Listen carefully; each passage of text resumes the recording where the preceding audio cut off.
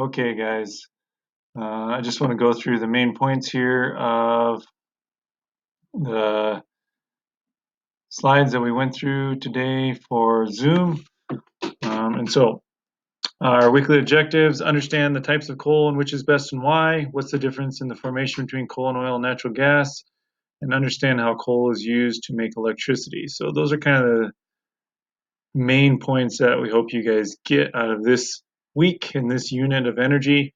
Remember, the energy we're talking about is focused solely on electricity, and so we're going to kind of skip oil, although we know that it's super important to us because of transportation, with Wyoming being so spread out and everything. And so our focus is on electricity, so we don't talk about oil a lot because oil is used mainly for transportation, not for electricity. And so you have two assignments this week. The coal lesson, you read the fossil fuels packet and do the forms. It's not really a quiz. It says quiz on here, but it's just reading questions, but we did it in the forms. And then there's a few questions on natural gas from that reading. I've loaded videos where I read through that with you and kind of discussed some of the weird words and stuff like that, so you guys can watch those if you want, or you can just read them on your own and answer the questions. Either way, it doesn't matter. Okay. Like I said, crude oil, kind of a cool video there. If you didn't watch it last week, go back and it just kind of shows you how they distill it or boil it basically to make the different types. Four types of coal, four. So if we look down here, we have lignite, subbituminous, bituminous, and anthracite. So it kind of goes from brown to this grayish brown to black to shiny black. And so that's the brown is the worst and the shiny is the best. And so it goes from anthracite being the best to lignite being the worst. And that's just talking about heating value and pollution in a way. Okay, it kind of just depends on for pollution. Okay. Peat is what coal starts as, so that's one of our questions is what's the difference between coal and oil and natural gas? Well, coal starts with peat, and so peat is a land or a swamp plant. It's still used for burning in like Ireland or Scotland and some parts of Canada or whatever. They'll cut it out and they'll let it dry over the summer and use it like we do pine. Uh, and then lignite is the worst. It's called brown coal. It's the lowest grade. It has the most pollution. It burns the coolest, so it doesn't have a lot of heat value compared to the other ones. Subbituminous, this is what Wyoming has a ton of. It burns with less pollution. It can be dark brown in color. Bituminous is the most common coal. It's soft. It contains bitumen, so it has a little bit of tar stuff in there. We have anthracite. This is the hardest. It's the best because it burns the hottest and the longest. And so this is what's usually used if it's available for electricity generation. Okay. Here's how it works with coal. What they do with coal is they don't just throw a big old lump of coal in. They pulverize it so they get it really, really fine, and then they just feed it into these huge boilers. And so how is electricity created? This is another important thing to remember. So whether it's natural gas that's just running in here like you would burn your stovetop or your barbecue grill, or if it's coal where they pulverize it and do little powder in. So it's burning.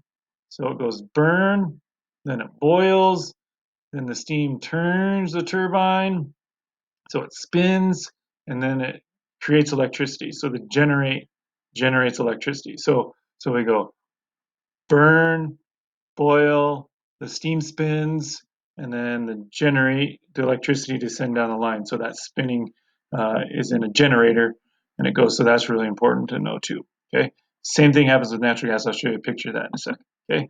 And then here's a Jim Bridger plant. So this is by Rock Springs. Notice how many stacks there are here. Okay, and these big old chutes carrying the coal in. And then there's natural gas. Pretty cool video to watch. It shows how natural gas is used for more than just electricity, but that's on the reading as well. The big difference here is if you know this tiny sea plants and animals. So this is like phytoplankton and zooplankton. So phyto is the plants and zoo is the animals, and then they get layered up. So the process is the same information. But here we also say, so here's the fuel going in, and so On this one, it would be natural gas burning, but you can use any kind of fuel. Sometimes they use oil too, but we just don't do that here because it's really dirty to burn. And so uh, burn, boil, spin, generate electricity. Okay, so that's kind of the pretty simple way to know how it creates electricity. Okay, and then there's an example of a natural gas one, and oops, sorry, only one stack. Okay, so a lot less carbon. So they think it's about 60% less carbon to use natural gas than coal. They're still collecting data on that for sure, but they know it's a lot less. So that's why most of the coal ones have been transferred over to natural gas, and then they can just pipe it in directly too, so they don't have to transport it on trains or trucks or anything else like that. Okay. And so, what are the main ideas? Which is the best types of coal and why? Anthracite's the best because it burns with the least pollution and it burns the hottest and longest. Um, Wyoming has tons of coal. It's the number one producing coal state. In those mines there's some of the biggest mines in the world, not just in Wyoming or the United States. And then our last thing here is how are coal and oil, or how are, sorry, liquid fossil fuels, which is natural gas and coal, different? Well, coal starts with peat, and liquid fossil fuel or natural gas and oil start with aquatic or ocean plants and animals or sea plant and animals. There's lots of different ways to say that, but basically water plants and animals versus this peat. And you guys may have seen peat sold in the stores. A lot of people put it in their garden and they'll till it in, and it gives it some good organic material. It's good for it. Okay. So here we go again. Here's the fossil fuel formation. Here's the 4 ingredients. So this is from your packet, right? So 4 ingredients. Okay. We need dead organic matter, peat for coal, aquatic plants and animals for oil, natural gas. Sediments creates pressure. The pressure creates heat, and then it takes time. Okay, lots of time. This doesn't happen overnight. And so here is the coal. Here's where the peat is, and then oil, natural gas. There's just all these tiny little aquatic animals, and it can be bigger stuff too. It can be algae. It can be seaweed, but it's not going to be like big giant whales and those kind of things. I mean, technically, it could be a megalodon shark that dies, and but those soft tissues might do it, but the bones are probably gonna end up something else, not really in oil and natural gas. Okay.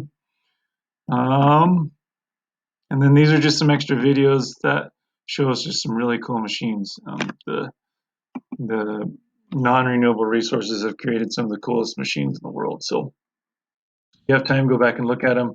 But otherwise, just those main points, right? And so uh, the best types, there's the 4 types: lignite, subbituminous, bituminous, anthracite. Anthracite's the best.